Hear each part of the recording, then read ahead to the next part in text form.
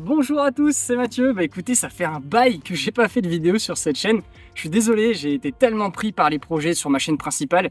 Pour ceux qui connaissent pas, ma chaîne principale, c'est une chaîne dédiée à tout ce qui est moto qui s'appelle Mat Adventure. Et je travaillais une grosse prépa sur une moto. Et donc résultat, toutes les vidéos que je voulais faire sur tout ce qui est 4x4, test de matériel pour le 4x4, j'ai pas trop avancé. Sauf que là, ça y est, j'ai terminé la prépa, donc c'est reparti. On va reprendre un petit peu tout ce que j'avais prévu de faire, à savoir des essais de matériel plutôt pour camper en 4x4 parce que c'est un de mes objectifs en fait. J'ai envie de découvrir, d'apprendre et de faire du camping avec mon fils en 4x4, voilà, en allant se balader comme ça à plein d'endroits différents et puis en bivouaquant avec le 4x4. Et donc forcément ça va passer par quelques équipements parce qu'aller faire du camping avec un enfant de 3-4 ans, forcément c'est pas la même chose que de faire avec un enfant de 16 ou 20 ans. Il n'y a pas les mêmes besoins ni les mêmes obligations. Et de ce fait, je vais m'équiper petit à petit de tout un tas d'équipements pour pouvoir faire ça dans du confort et faire que ça se passe bien à chaque fois avec mon fils. Donc ça y est, c'est la première vidéo d'une longue série, en tout cas je l'espère. Normalement, je vais vous sortir au moins une vidéo par mois sur la chaîne, peut-être même deux si je trouve assez de temps pour le faire.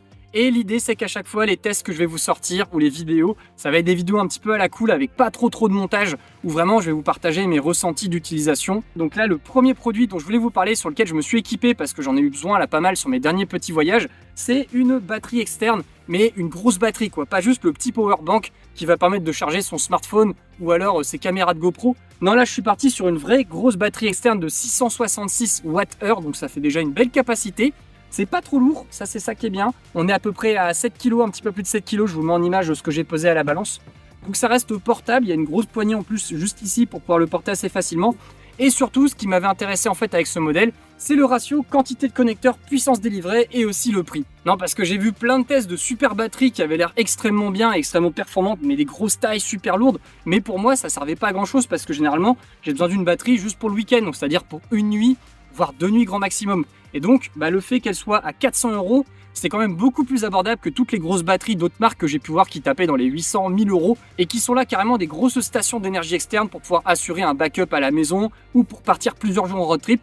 Moi, c'était pas du tout mon cas. Tout ce que je voulais, c'était avoir des prises de 120 volts pour pouvoir brancher tout un tas de produits domestiques classiques et aussi beaucoup de ports USB-C, USB-A et prises allume-cigare pour là aussi pouvoir brancher différents équipements qui me sont utiles, notamment quand je suis dans la tente en camping ou quand je suis en balade ou que j'aurais besoin de recharger directement sur la route sans devoir forcément avoir tout un tas d'adaptateurs connectés à la voiture.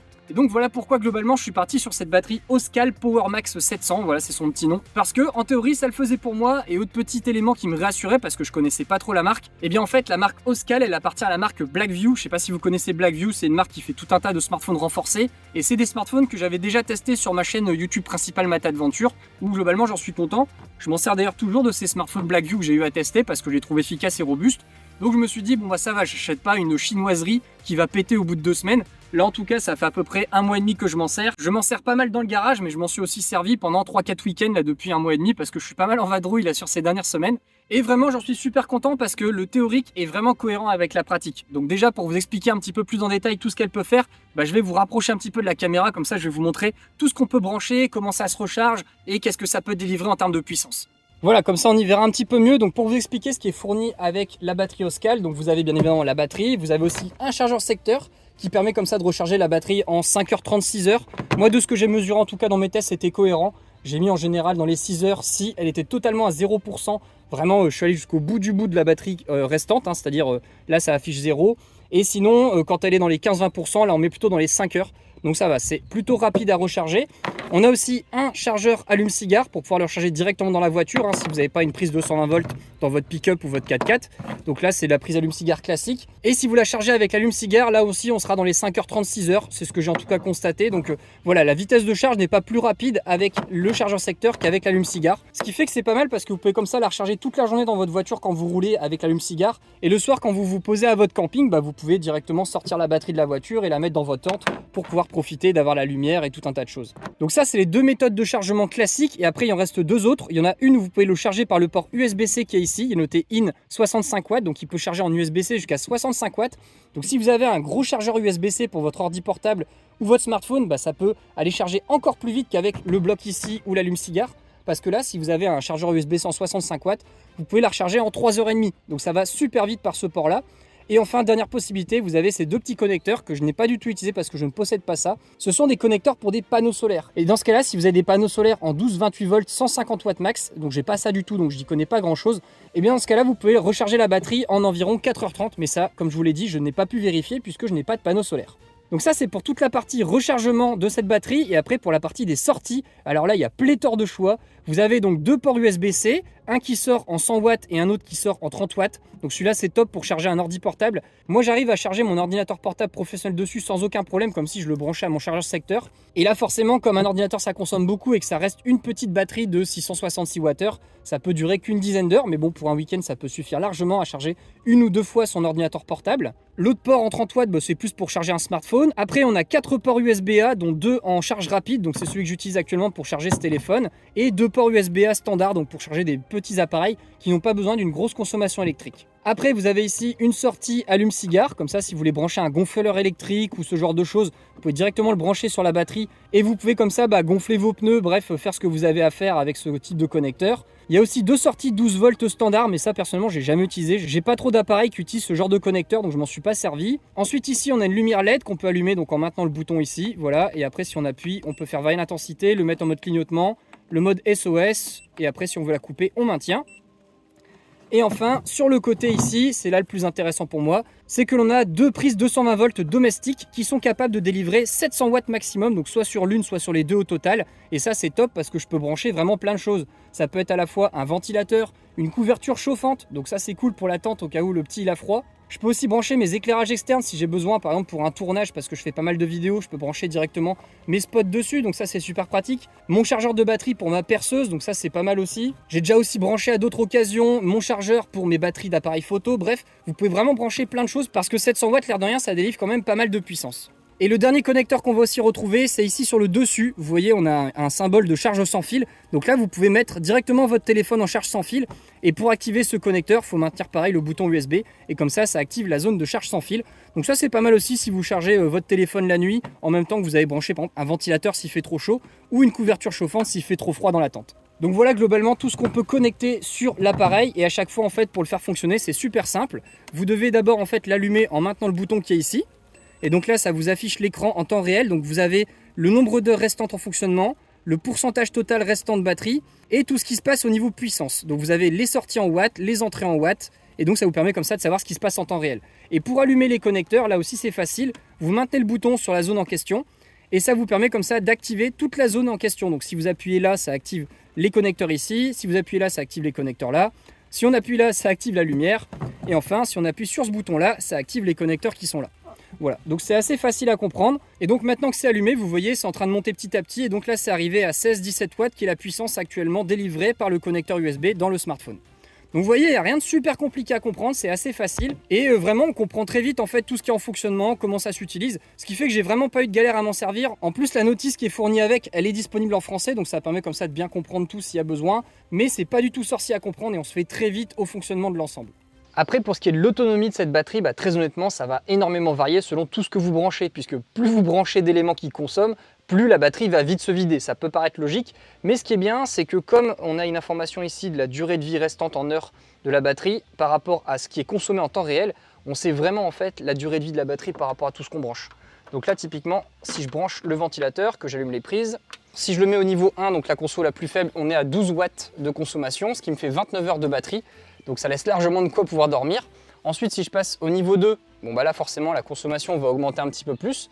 Là, je passe à 24 watts et donc mon autonomie, elle est descendue à 13 heures, donc même 40 watts, vous voyez. Donc c'est vraiment temps réel, donc c'est ça qui est bien, c'est qu'on arrive tout de suite à savoir si on va pouvoir tenir la nuit complètement avec ce qu'on a tout branché ou pas. Et enfin, on a le mode automatique sur mon ventilateur qui là consomme beaucoup plus encore, c'est le niveau maximum. Donc là, je passe à 50 watts et vous voyez, la batterie, elle tombe à 10 heures d'autonomie si je laisse comme ça le ventilateur à fond en permanence, en démarrant de 100%. Donc ça laisse de quoi tenir largement une nuit complète avec un ventilateur qui fonctionne à balle dans la tente. Donc ça, c'est franchement cool. Et c'est le même principe avec la couverture chauffante.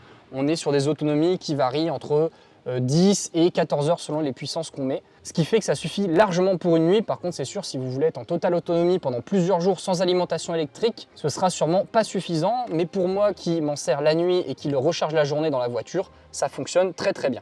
Et donc là, autre exemple où par exemple je vous branche le ventilateur, donc là il est allumé et je vous active les ports USB pour charger mon ordi portable et mon téléphone. Donc là on voit que la batterie s'est mise en charge. Je ne sais pas s'il va réussir à faire le focus, voilà. Vous voyez, hop, 100% et là c'est en cours de charge, donc ça c'est bien. Et là vous voyez avec le smartphone en plus qui est en train de charger ici, je suis à 13 heures de batterie restante, 41 watts de consommation. Donc vous voyez, ça permet largement de tenir une nuit complète sans difficulté, voire une petite journée sur place dans un espace où on campe. Ah, c'est pas vrai, il se met à pleuvoir comme par hasard à ce moment-là, c'est un truc de fou. Il fait beau toute la semaine, là j'ai un peu de temps ce dimanche pour pouvoir vous filmer ça et vous expliquer un petit peu mon retour sur cette batterie, et il se met à flotter tout le temps.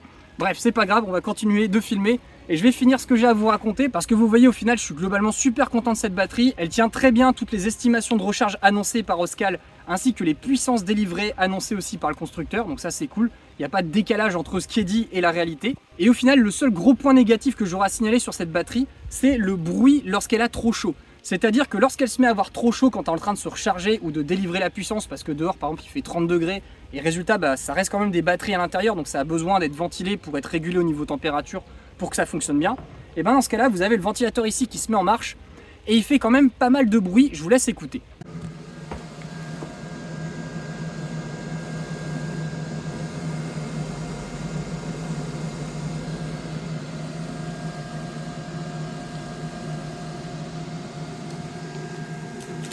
Ouais, j'ai filmé un moment où il faisait chaud et que j'étais en train de la charger et de m'en servir parce que là, vu la température et la pluie, ça risque pas de s'activer.